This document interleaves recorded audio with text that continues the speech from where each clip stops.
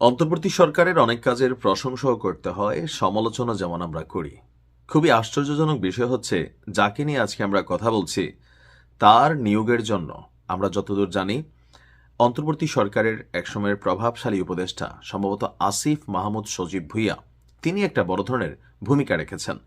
আবার কেউ কেউ বলছেন উপদেষ্টা মাহফুজ তিনি এই নিয়োগটার ক্ষেত্রে ভূমিকা রেখেছেন, কারণ তিনি এবং আমাদের ঢাকা উত্তর সিটি কর্পোরেশনের যিনি প্রশাসক আছেন মোহাম্মদ এজাজ দুজনই একটা ইসলামিক, বাংলাদেশে নিষিদ্ধ কর্মকাণ্ড ঘোষিত একটা ইসলামিক রাজনৈতিক দলের কর্মী।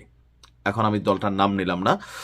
তো হুট করেই আমরা গতকালকে দেখলাম যে ঢাকা উত্তর সিটি কর্পোরেশনের যিনি প্রশাসক আছেন মোহাম্মদ এজাজ, তার দেশ থেকে নিষেধাজ্ঞা দিয়েছে আদালত। তো এই ব্যক্তিকে তো নিয়োগ দিল অন্তর্বর্তী সরকার, তাহলে কি এমন ঘটনা ঘটাইল যেটা নিয়ে আদালত তার দেশ ত্যাগের বেলায় নিষেধাজ্ঞা দিয়েছে? নিশ্চয়ই কিছু ঝোল আছে, চলুন দেখি কি সেই ঝোল।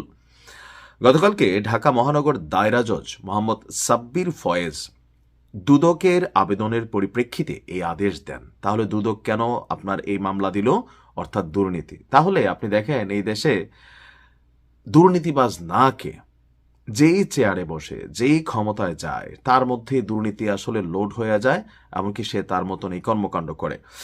সংশ্লিষ্ট আদালতে বেঞ্চ সহকারী মোহাম্মদ রিয়াজ হোসেন তিনি বলছেন যে দুদকের সহকারী পরিচালক মোহাম্মদ আশিকুর রহমান এই এজাজের দেশ থেকে নিষেধাজ্ঞা চেয়ে আবেদন করেন। ওই আবেদনে বলা হয়েছে অভিযোগ সংশ্লিষ্ট ব্যক্তি অর্থাৎ মোহাম্মদ এজাজের বিরুদ্ধে ক্ষমতার অপব্যবহার করে নানাবিধ অনিয়ম, দুর্নীতি, ঘুষ গ্রহণের অভিযোগ অনুসন্ধানাধীন রয়েছে।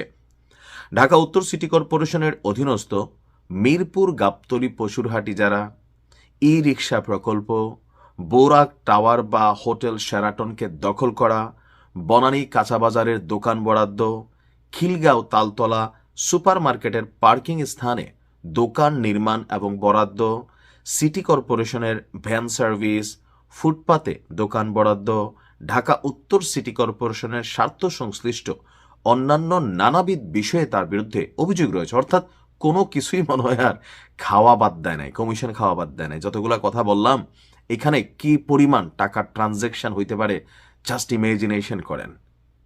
একজন উত্তর কি বলা যে প্রশাসকের বিরুদ্ধে যদি এতগুলা দুর্নীতি, তাহলে এই টাকাকে এই লোকে একা খাইছে, তার উপরে যারা তাকে এখানে নিয়োগ দেওয়ার বেলায় সহযোগিতা করছে অনেকের নাম আছে, পেছন থেকে যারা মাঠ পর্যায়ে টাকাগুলো তুলছে, কোন দলের কর্মী, কোন দলের নেতা। এখন এখানে তো বিএনপিও নাই, জামাতও নাই, তাহলে কারা কারা এই সিস্টেমকে ব্যালেন্স করলো? এখন এজাজ কি শুধু একলাই ফাঁসবেন নাকি আরো অনেককে ফাঁসাই দিবেন? দুর্নীতি দমন কমিশন আইন 2004-এর 22 ধারা এবং দুর্নীতি দমন কমিশন বিধিমালা 2007-এর 8 বিধি সহ ফৌজদারি কার্যবিধির 160-এর ধারা মতে অভিযোগ সংশ্লিষ্ট ব্যক্তি মোহাম্মদ এজাজকে বক্তব্য শ্রবণ এবং গ্রহণ প্রসঙ্গে নোটিশ দেওয়া হলে তিনি কার্যালয়ে উপস্থিত হননি। দেশ ছেড়ে বিদেশে পলায়ন করতে পারেন বলে বিশ্বস্ত সূত্রে জানা গেছে। অর্থাৎ কূটনৈতিক পাসপোর্ট যারা স্যারেন্ডার করতেছিল এদের মধ্যে সম্ভবত মোহাম্মদ এজাজও একজন। তাকে আদালতে ডাকা হয়েছে, বাবা তোমার বক্তব্য বলো, আমাদের কথা শোনো, তোমার বিরুদ্ধে এই অভিযোগ আছে, কিন্তু সে আসে নাই। উল্টো দেশ ছেড়ে পালাই যেতে পারে, দুদকের কাছে এমন বিশ্বস্ত সূত্রে খবর আসছে।